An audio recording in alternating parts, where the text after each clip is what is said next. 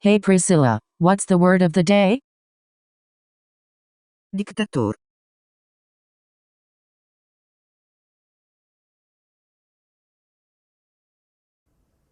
Joe Biden is leaving office making the strongest possible case for Donald Trump that anybody could possibly make it, and that's that our government and our justice system is of, by, and for the elites and nobody else.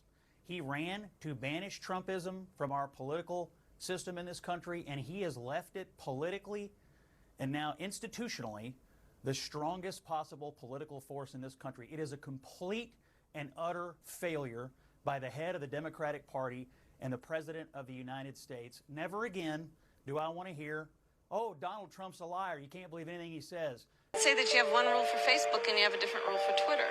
The same rule has to apply, which is that there has to be a responsibility that is placed on these social media sites to understand their power.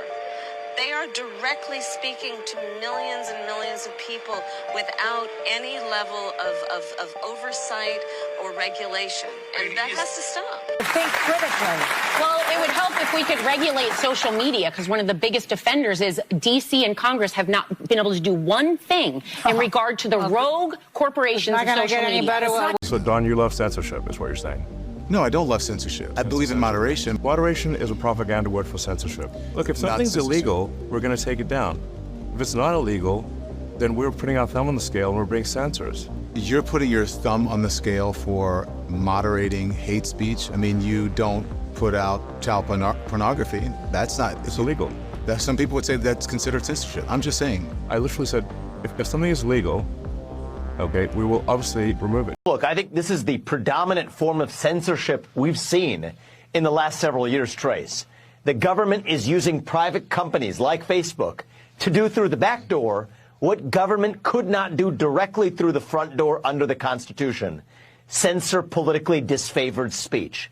The reality in this country is that the path to truth, it runs through free speech and open debate.